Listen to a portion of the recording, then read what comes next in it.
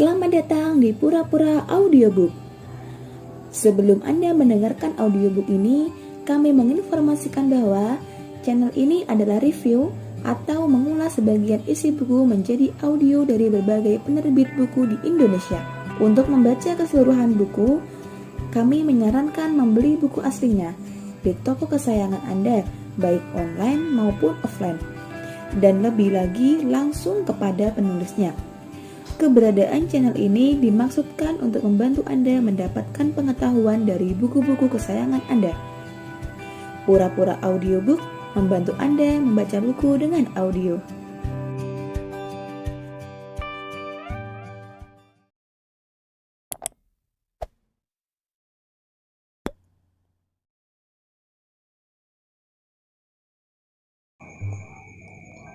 Pandemi COVID-19 di Indonesia merupakan bagian dari pandemi penyakit coronavirus 2019 atau COVID-19 yang sedang berlangsung di seluruh dunia. Kasus ini pertama sekali muncul pada akhir tahun 2019 di kota Wuhan, Provinsi Hubei, China. Selanjutnya, kasus positif COVID-19 di Indonesia pertama sekali dideteksi pada tanggal 2 Maret 2020 ketika 2 orang warga terkonfirmasi tertular dari seorang warga negara Jepang.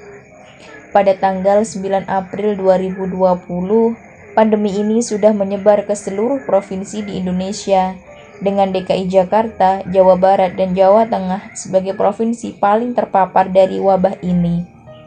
Sampai dengan tanggal 1 Agustus 2021, Indonesia telah melaporkan sebanyak 3.440.396 kasus positif dan menempati peringkat pertama terbanyak di Asia Tenggara. Dalam hal angka kematian, Indonesia menempati peringkat ketiga terbanyak di Asia dengan 95.723 kematian. Namun, angka kematian diperkirakan jauh lebih tinggi dari data yang dilaporkan karena tidak dihitungnya kasus kematian sejak gejala COVID-19 akut yang belum dikonfirmasi atau dites. Sementara itu, diumumkan sebanyak 2.809.538 orang telah sembuh dan menyisakan sebanyak 535.135 kasus yang sedang dirawat. Sampai dengan tanggal 1 Agustus tersebut, pemerintah Indonesia telah menguji atau memvaksin sebanyak 17.975.528 orang dari total 269 juta penduduk Indonesia.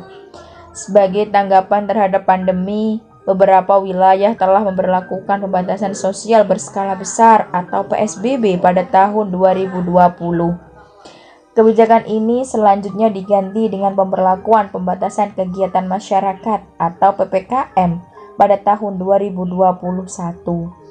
Selanjutnya, PPKM ini pun dibuat dalam berbagai level kebijakan menurut tingkat keparahan di berbagai daerah yang bertujuan agar pandemi COVID-19 ini bisa berakhir dengan lebih cepat dan setiap daerah di Indonesia dengan segera dapat membangkitkan dan kembali kondisi perekonomian daerahnya.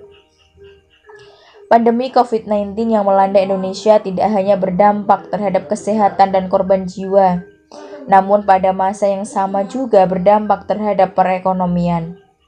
Pandemi COVID-19 telah menurunkan produk domestik bruto atau PDB Indonesia dan menurunkan daya beli dari masyarakat, dan sekaligus juga berpengaruh terhadap peningkatan belanja pemerintah yang dikeluarkan untuk mengatasi wabah tersebut.